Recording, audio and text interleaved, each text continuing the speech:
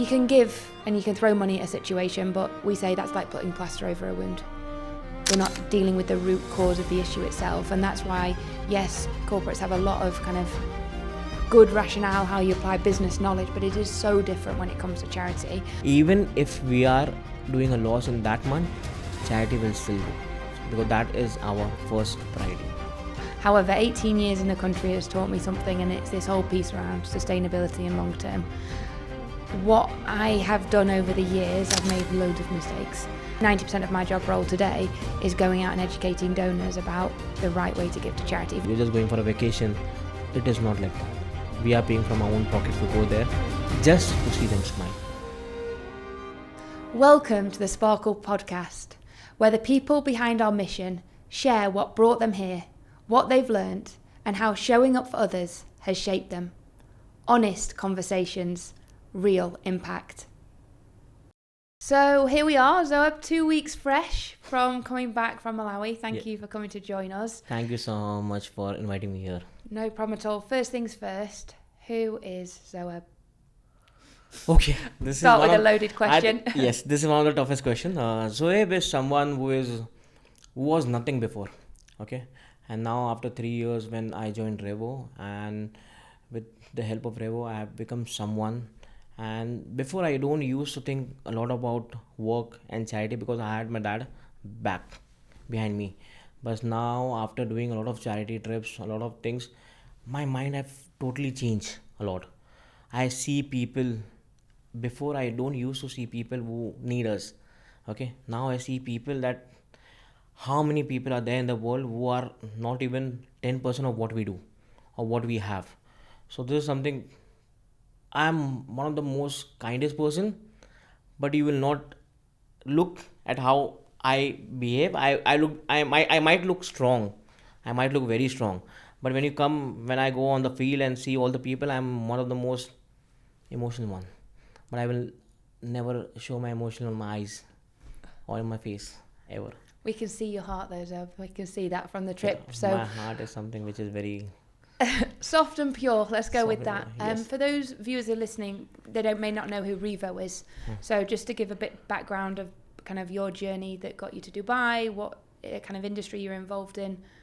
So Revo is like if you ask me personally, for me it is one of the best real estate company in Dubai. It will ever be. Okay, but one of the most important thing about Revo is like the people, the culture, and the owner Farhan bhai.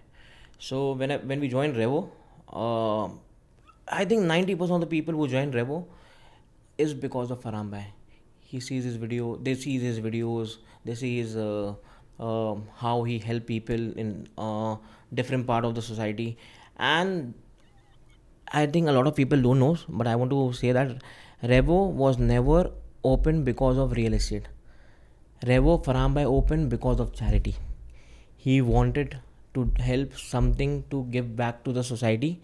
So that's how he decided that he has experience in real estate. So this is the only this is the only field where he can work on, make a company and help the people who are more needed in this situation of time.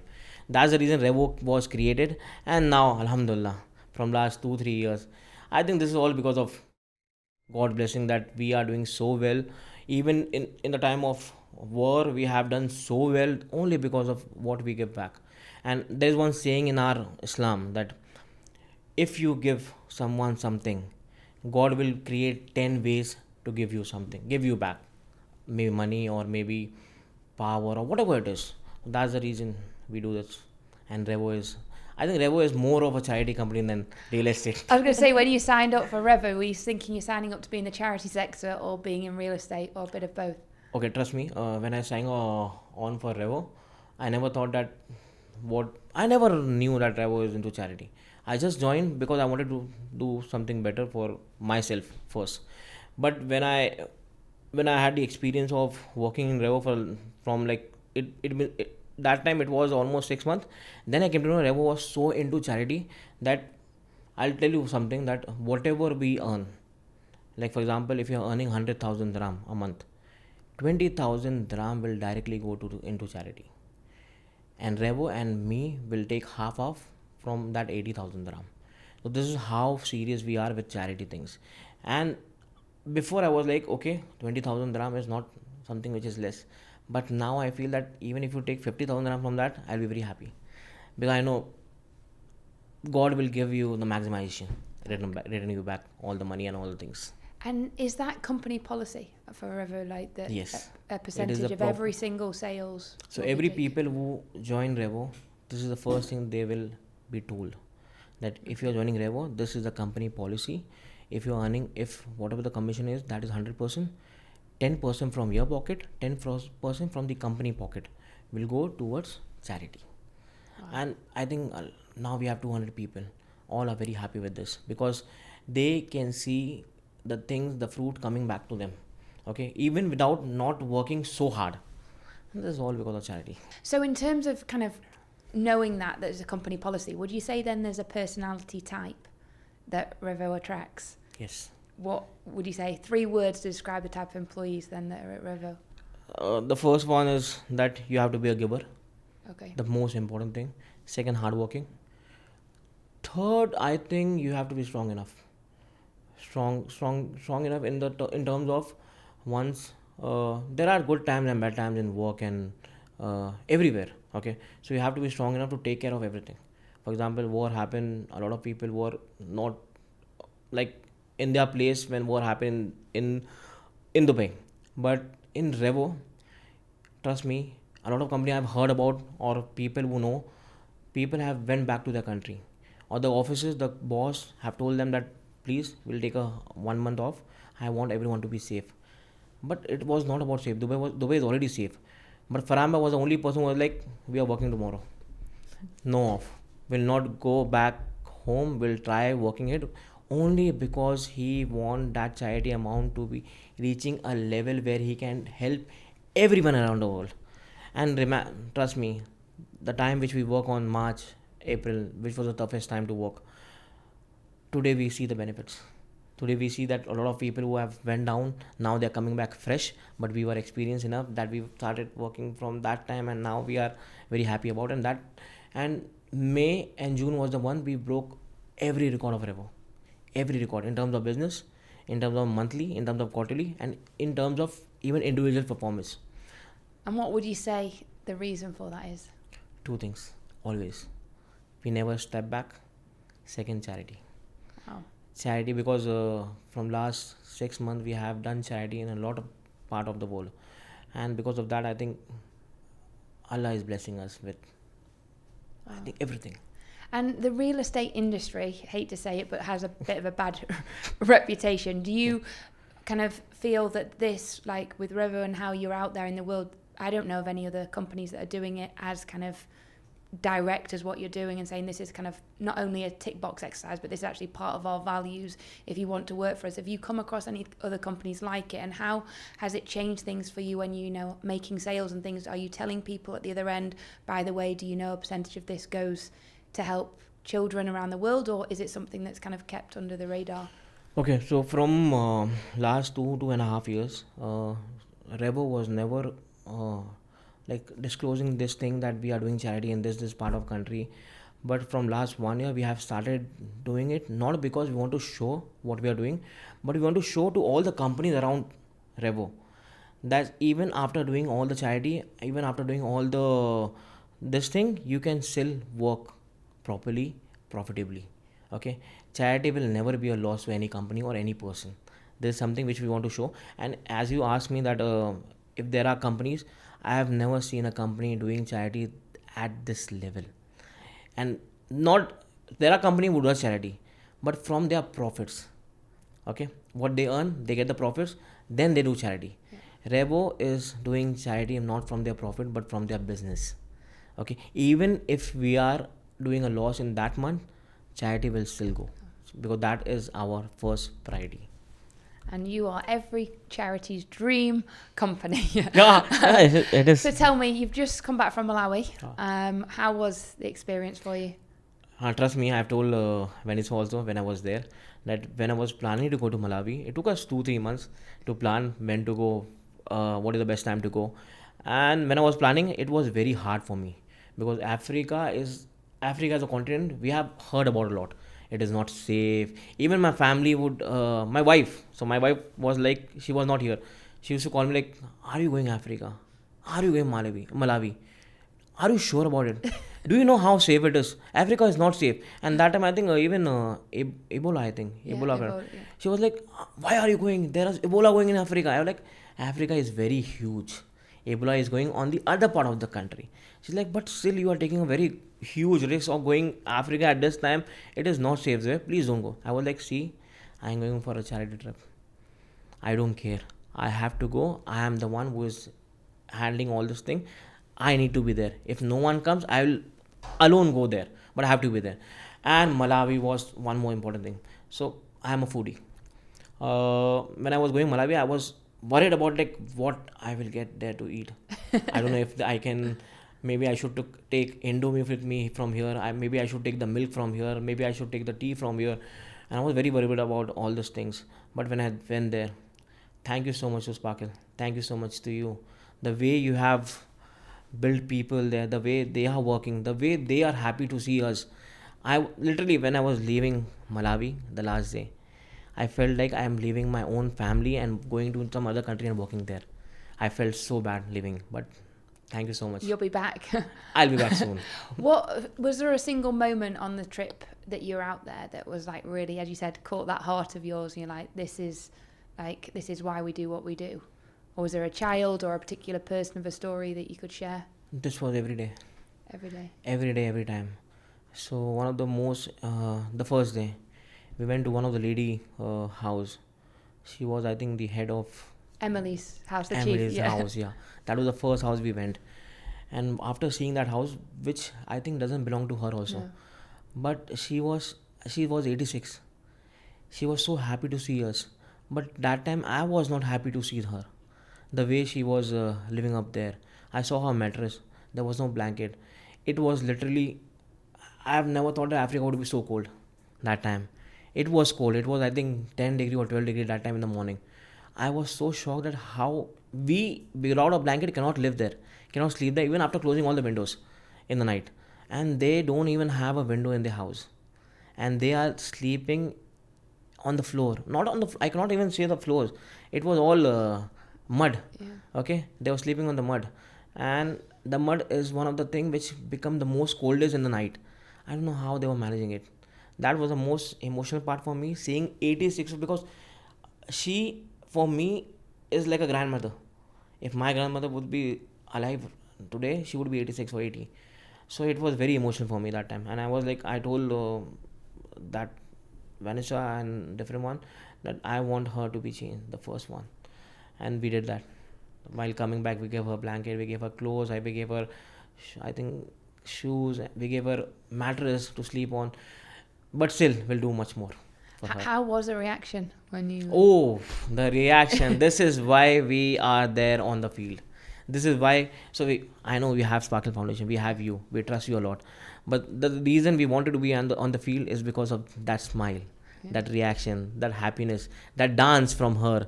Even that singing a song of Malawi from her. We didn't understand what she was singing, but we were very happy to see her singing.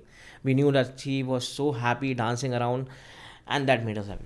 Wow. That made us so happy that after coming back, so there were, I will tell you, there were people who had their first charity trip with Revo.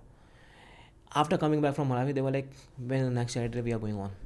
So this is how emotional, this is how happiness we got from that small smile. So in comparison to, say, some of the other charity trips that you've done, because I think you said you've done 3. I think you said you've been, where have you been before? To do Sri Lanka, I went to Sri Lanka. Sri Lanka and... Yes, Afghanistan. Okay, Afghanistan. What differences did you find with this trip? Okay, so the difference was in Sri Lanka, we were very straight. Like, we don't know how to, we are not connected with the people there. Okay. We were directly going to houses, we are directly going to the hospital to help people. But in Malawi, we have been between that people. Like the people who are working for Sparkle Foundation and the people who are with us, we have been with them. And I thought that African people are something which we have to be safe with. But it was not like that. They were one of the most welcoming people. They were one of the most safest people to stay with them. And it is very different, okay? I went to Sri Lanka also. but it was a charity trip. It was a proper charity trip. This I didn't felt like a charity trip. This I felt like I was going to my family and helping them and helping the families around. This amazing. Thank you so much. No, I mean, especially the story with Emily. I don't know if you know this, but obviously she's been my biggest supporter since I was there when I was 18. And it's always been, I took my mum and dad in March and the promise was, please, we need to get her a mattress and we need to get her something sorted. So for then you to go, you to then feel the same way and to do something about it. I was watching this like, wow, how a promise is honoured but through someone else. So yeah, a huge thank you for that, because no one at that age should be living life like that, and no one at all in general, to be honest, but still.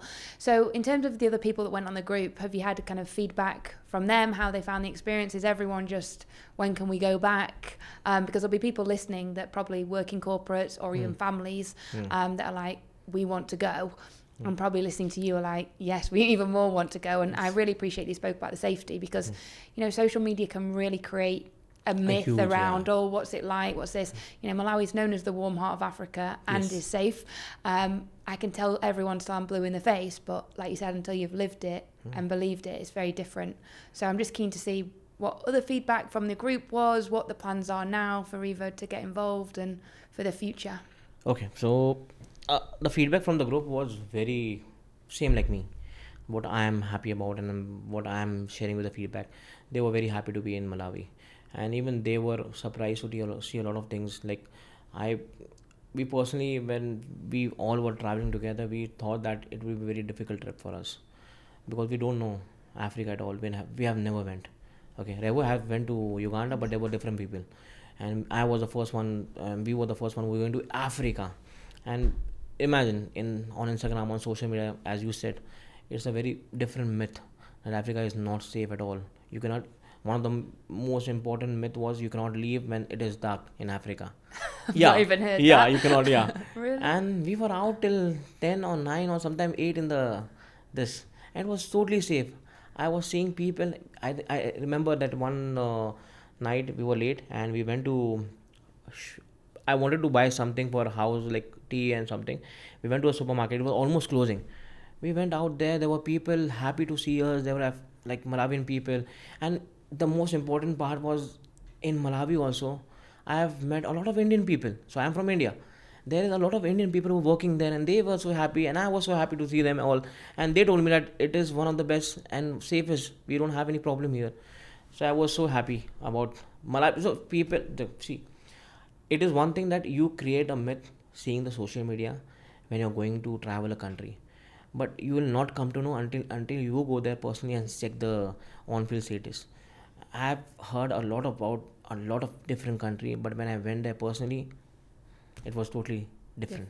Yeah. What was the most shocking thing for you? Like, if you went with an expectation, then when you got there, was there anything, even if it was, you know, maybe the food or, oh, you've said about kind of the level of poverty that you witnessed and saw, but was there anything that you were like, whoa, I wasn't expecting that?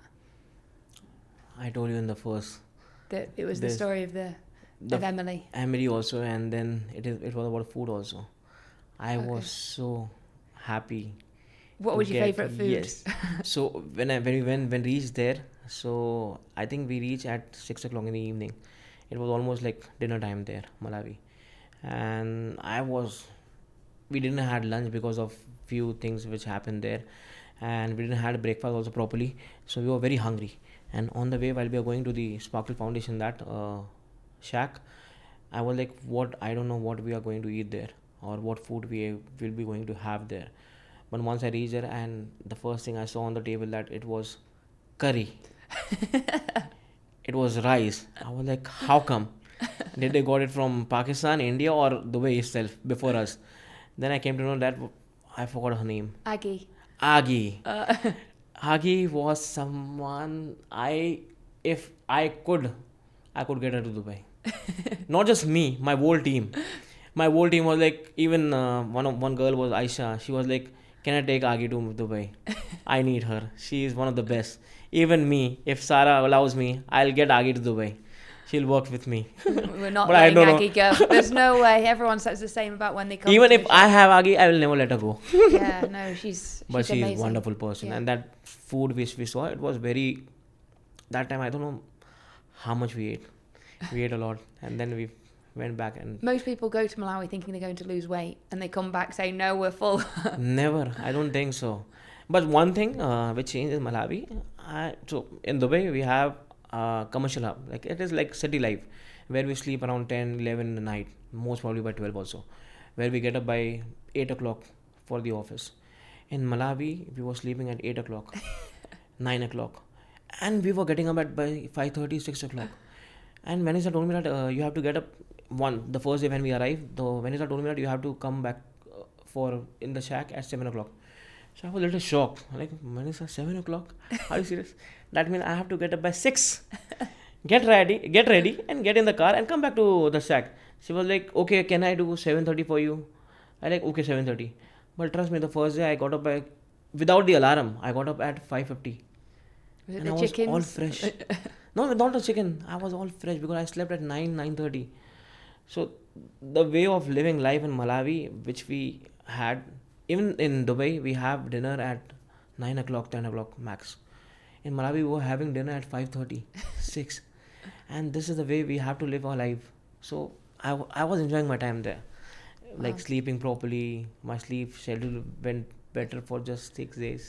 So the benefits of going that you never expected. Never expected Sleep, I would sleep by 8 Full o'clock. food, Yeah, food also. rested. Would you say for anyone, I mean, in comparison to charity, people might think it was kind of like a holiday. No. What your everyday, what was it like? Talk us through. So I'll tell you that if you're going for a charity trip, it's never a holiday. When I was going, the first charity trip I went to was Sri Lanka, and I thought I will even have a time to go to Sri Lanka and enjoy also because. But that time when I was coming back from Sri Lanka, I noticed that no, charity trip are never a leisure trip. You cannot mix that.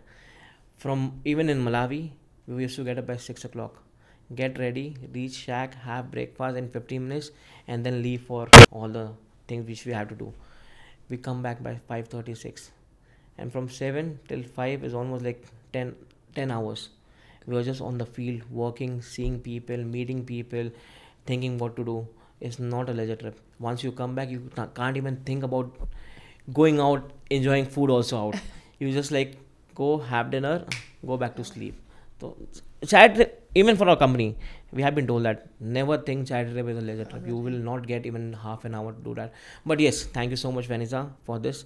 The first day when we reached there, it was Sunday. So she removed little bit of time so we can enjoy that mountains and that. Oh, you did on the dam. plateau. Yeah, we had a good time. So you arrived on a Sunday and you managed to see the best of Zomba Plateau. What was the experience? Did you go into the water, Williams Falls? It was literally amazing. So I know this was the first Saturday trip where we literally got little bit of time. Thank you to Vanessa, and we went to that place Zomba Plateau. I know that is like something which I never expected from Africa. So in our minds, when we go to Africa, for example, if we go to Dubai, Dubai is what we people think when we're going for the first time. It is all desert. Yeah. Same way when I was going to Africa, I thought it is all desert or maybe rocks and something. But it was a very different part. Malawi, I believe it is the Zomba Plateau was one of the best mountains, river, and the view which we enjoyed there with the cloud going in just front of us. It was one of the best view, and the best part was the waterfall. So I think Raymond told me before going that we have a waterfall there, and I was like, okay. I packed my swimming things, and I was like, okay, I'll jump into that. And Raymond was like, it is not easy. The weather is like 12, 13 degree, and the water is very cold. It's like freeze water. I was like, no problem, I'll do that. I'll try to do that. So we have me and one of the person who got the clothes to go there. But once we reached there, the weather was like literally cold. We reached 5 in the evening and it was almost like 12 degree. But I am that person who, if decided something to do, he will do. No one did. Remo was like, you cannot do it. I was like, don't challenge me. I will jump even in the river if I want to do. So I just removed my clothes. I saw and I jumped into that water. It was hard. It was not easy. I thought so. It was like an ice bath. Yeah. Okay. It felt like an ice bath. I stayed there for 10 minutes, 10-15 minutes, but it was very good. It was one of the experience that I literally felt. But the most saddest part was coming out of the water. It was very cold. It was very cold. I had to wear my clothes as soon as possible and get in the car. Okay, bless you. No, that's brave. We've only gone in the summer, so in the winter I can't even imagine how cold. And because of the rocks and how uneven it is. While going down to the water, I fell down like 3 or 4 times because it was very slippery. But you survived. You're here to tell the story. I survived. I survived everything. No, and it's really interesting to hear kind of like the mix because of kind of what you did on the day to day and then also at the weekend, because some people do like to mix trips, because also you didn't get to experience this time, but the safari around 20-30 minutes down the road. So we're also always trying to encourage people, especially if you're going with a family, that there are things to do. But let's just move lanes to about the actual impact that you made on the ground, because again, we want to not be advertising for kind of voluntourism where people show up, take some selfies and disappear. In terms of the work that you actually did on the ground, the impact you've seen and what the impact is to come, what does that look like? Oh, okay. So I was so as before going, even one thing me and Param was speaking to you that we can do short thing where we can have a shorter impact, but the most important part for Revo is to have a larger impact for a long time. And in Malawi, the reason I wanted to go on field that we were doing a lot of parts, as you have told before, we have already approved everything that if we want to do all these things, but the most important part we have to go on the field is because we have to check where we can do or help with things which can create a larger impact for a longer time. And for us, forever, one of the most important thing right now where we are standing is school educations. I believe that you can help someone with blanket, mattress, clothes, I think shoes also, but that will not have a large impact. That will only work for 6 months or 1 year down the line. They'll be happy about. Their matters will be tore down, or maybe it will be not working as it was working before. But school and education system is something which stays there for a longer time. And if 1 or 2 or maybe 100 children get educated from that same school, they will have a different lifestyle. They will have a different work. They can go out and work there, and with them working and earning, they can change the life of their family, which are 5 people, 6 people. So imagine if 100 students make their life better, so there will be like 600 families, 600 people. So can we see a Revo Sparkle School happening in the future, maybe? Very soon. Very soon. You've said that now on a podcast, so we're gonna very soon. I'm telling you. I even told to Vanessa that very soon we'll be having and this time before Revo we used to build schools in a lot of places. Now we are planning to build a full university because we have a good plot which I have went and seen there, and I've told Vanessa we'll go one by one, but I want here we build a full school where we have the kindergarten, the primary, the secondary, and even the college. So I want the person who is staying nearby that vicinity to come here, start from the kindergarten and exit from the college. So full education should be given by Sparkle and Revo. Wow, I'll just absorb that dream for a moment that it will happen. And no, just thank you. I mean, I think for us, especially, I remember the first time we were introduced to you via Sam McCone and we came to a meeting, and when we walked out as the team, we literally were like, are we dreaming? Like, to find someone that says yes and doesn't just say yes but actually goes and does it, it's very, very unheard of us. I even remember that when first time we approve all the things, you sent me videos of everyone of Sparkle Foundation, and people were crying in the video, and people were literally that video. Even now, I'm getting goosebumps. Yeah. Just by talking about it. Let's be honest. In the situation that we've single-handedly never had anybody that's ever said yes like that. And the beauty and the thing I love about the way you guys operate is that you say you do what you think is best, and then we give you the ideas. So many times we're told you have to do this, and it's like that's not really what we need. And the journey that we've gone on, especially bear in mind, like you said, the war that's been here, we're 39% down right now. That would have been 70-80% if it hadn't been for you guys stepping in and saying, you know what, we'll make the impact and we'll do the things we need to do. And as you keep saying, this is just the start of what's to come. And it's exciting because you've lived it out, you've done it, you've been to Malawi, you're doing other charity projects, and as you said, it's part of our dream to reach as many people as possible. My dream since I was 18 was reach as many people as possible.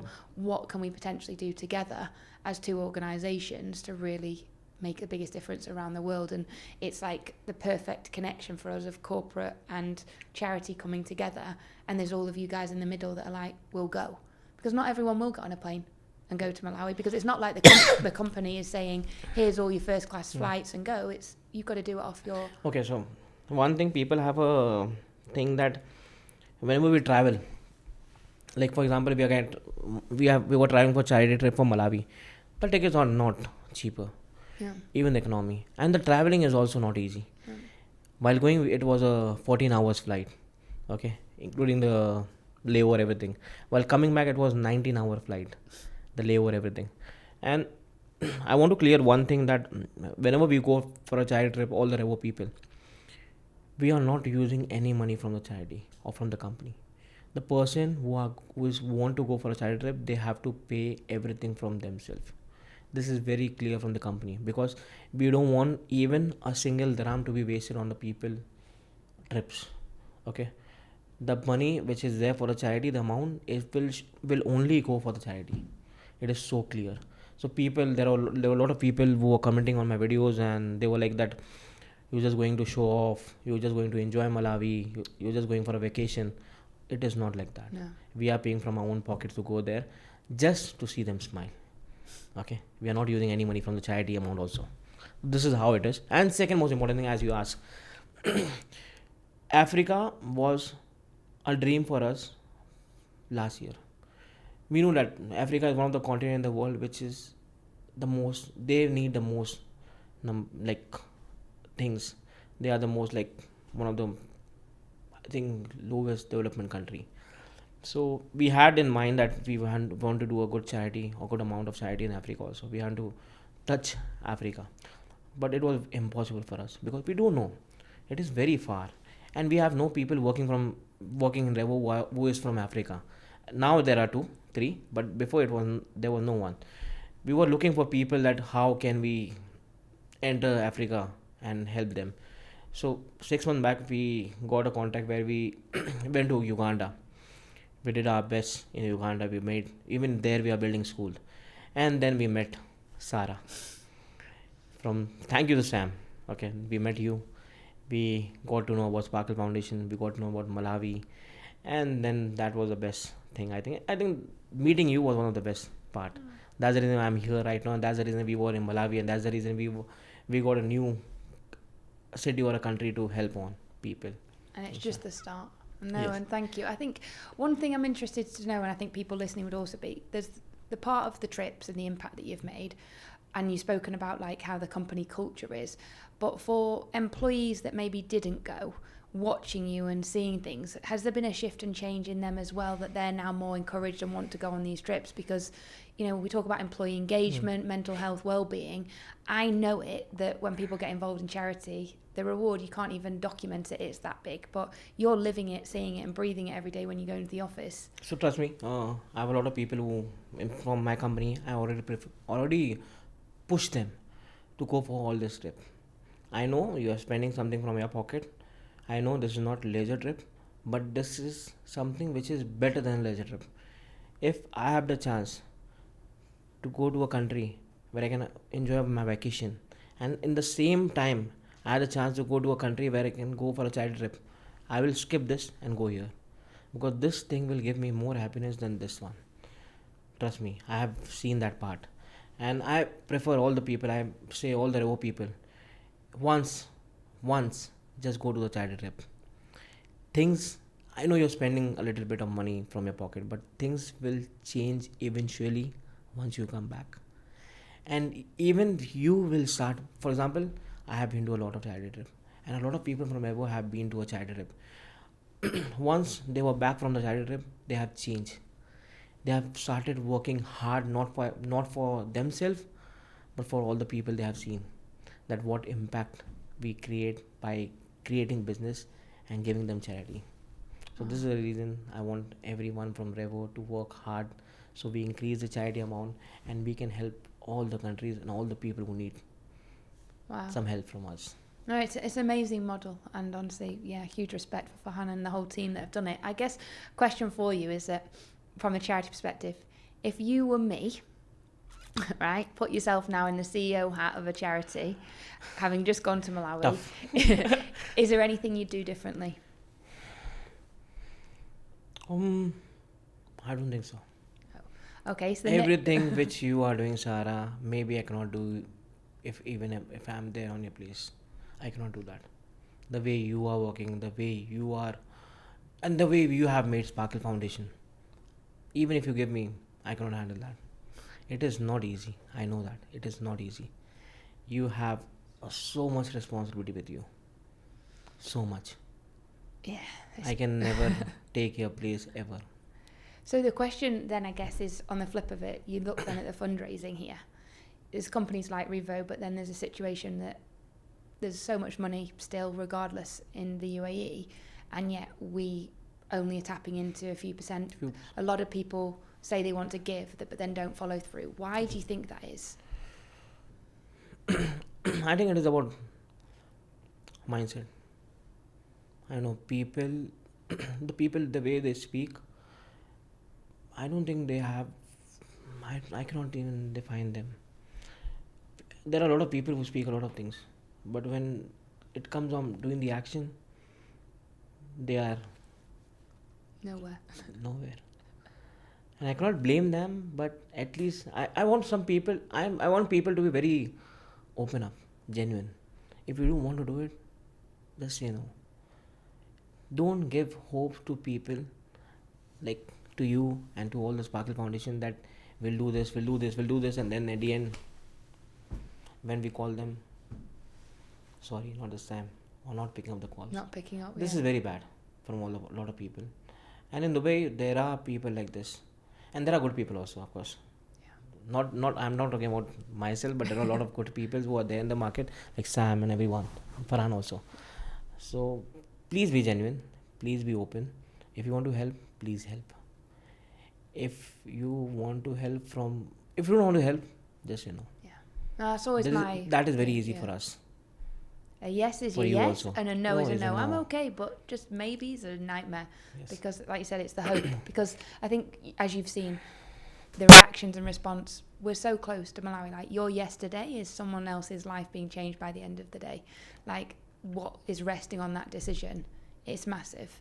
And I think for us as Sparkle, that's why we want to try and engage more companies like yours that have that same mindset. I hope that's the dream, and let's see. You know, if Revo people keep buying real estate, we can change more lives together.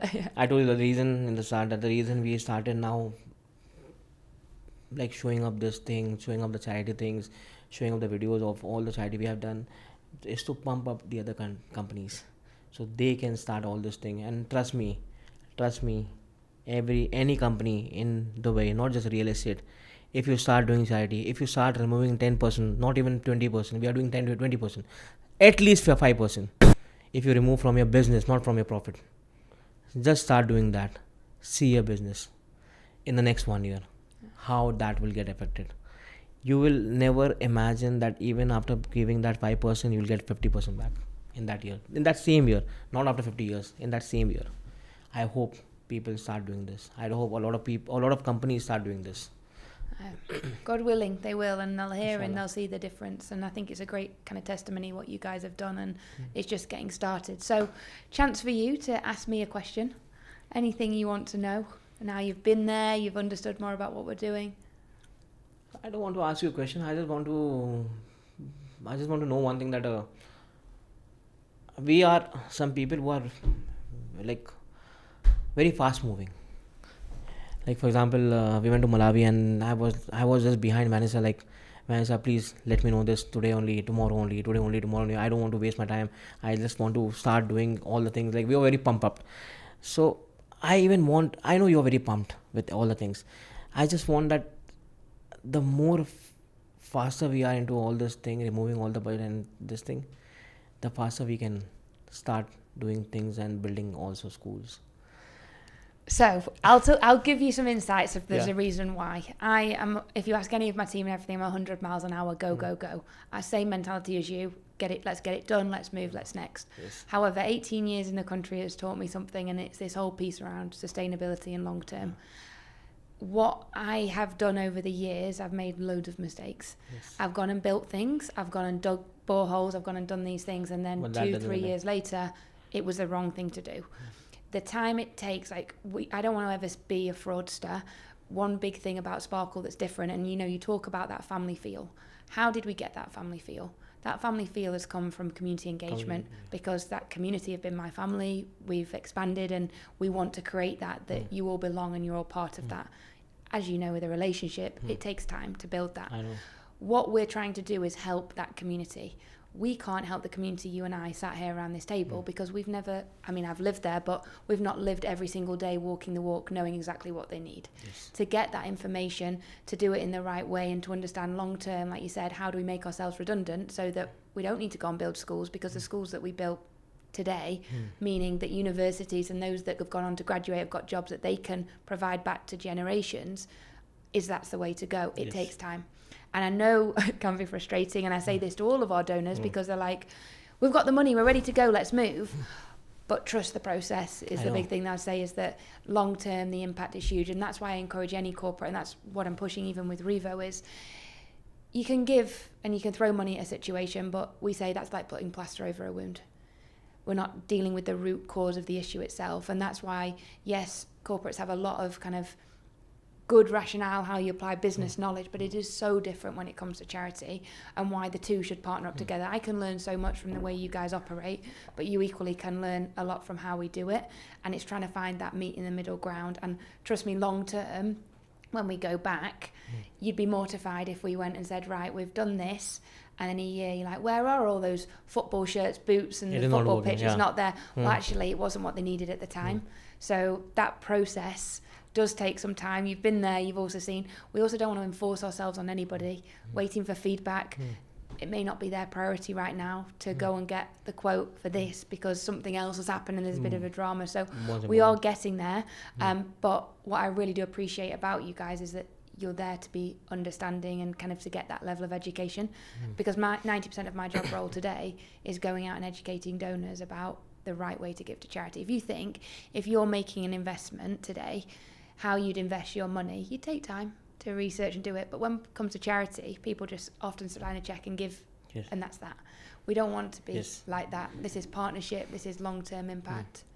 One more thing I want to add on this, that one of the best thing about you, Sarah, is you are very open with everything. Like, even while transferring the money, when all the things that, for example, as whenever we go to a charity trip, we take cash with us. I told you, we always take cash. And when we were going to Malawi, I told you that I'm planning to take cash, and you were like, please Zoheb, don't do this. It is very hard.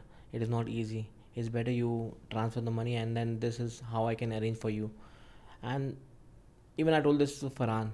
It was very hard for us, because every time we want the cash with us to be there, to travel with that. But it was very good that we didn't travel with the cash, because if we did that, I think in Malawi airport we would have been there for the next 5 days. I think we've got the local knowledge, and that's what I'd always encourage people, like, trust us. We're not just, we do know what we're doing. And I think a lot of people look at charity and think it's kind of like second class, and it's like, no, it's like running a business, but even harder, because our end goal is not profit, it's an impact on someone's life, which comes with, as you said, so much more responsibility. The reason we were suggesting, also not taking cash, is we don't want to set a standard. One of the biggest challenges across the continent and across the world in the charity sector is people have grown dependent, because there's someone that comes along, feels sorry for people, and that's just naturally, and then hands out cash. What then happens is the next volunteer that comes, someone comes. And what you'll have noticed is, the thing you're talking about, why did you love Malawi? Because people were so joyful and happy. I've never been asked for money in our community, because people know the expectation. They'll know we'll also help if we can, but there's a way of doing it. And if you go, even I've travelled to India, I once went to look at some of the tourist attractions. You come out and you almost can't move, because everyone's there with their hands out, give me. And for someone that's probably got a similar heart to yourself, you feel so bad and you just want to give. But long term, is that money even going to that child? Is it going to be really impacting their family? No. And that's why I want to change the whole narrative around it. And even the narrative across the continent. Like, Africa isn't poor, for a start. There's so much more we can learn from the continent ourselves. Second of all, Malawi as a country, there's the nature, the beauty, the people. It's just an opportunity it needs for investment and different things, and it can easily be in a completely different situation. And hopefully with this relationship and many more that we've got to come, we can start changing not only the country but like children's lives one by one, which have a massive impact around the world, because it gives people hope that it can be done. I hope. One more thing I want to thank you about, Sarah, that thank you for allowing me to give a present to everyone, because that was one of the most important thing I want to do, because the people of Sparkle Foundation, the way they helped us, the way they were there from the start and till the end, I wanted them to be happy. Like, we are helping a lot of people, I know we are helping a lot of people, but it will not be a justice when we are helping so many people and giving them so many things, all the gifts, and the people who are there from our family, we're not giving them anything. And I was having that feeling, and I've told Vanessa also that, see, this is not something which I'm not feeling good about. Before going, I want to do something with them also. And then Vanessa was like, I cannot do anything, you have to ask Sarah about this. I was like, that was the most important, that was the most toughest part of my job. But the good thing is you were respectful because you asked me. And for anyone listening that may be thinking, why on earth wouldn't Sarah stop someone from getting a present? The reason is because people like to give to those who they've been close to or they've been spending time with the most. For us, it is very much like, if you're going to give to everybody, because our clinic, kind of the staff in there would obviously have loved to spend time with you, but they've got to treat the patients. So it's not through choice that they don't get the access. And I love that you said, okay, if we're going to do it, we're doing it for everybody. And everyone was over the moon, because you put things in there that they don't usually get. And I'm sure the next time they see you, they'll be happy and celebrating with everything. One more thing. When I was planning to give a present to them, I was speaking to Vanessa, like, what is the best thing we can give them? So in my thought, it was like, either I give them clothes or shoes or watches or whatever it is.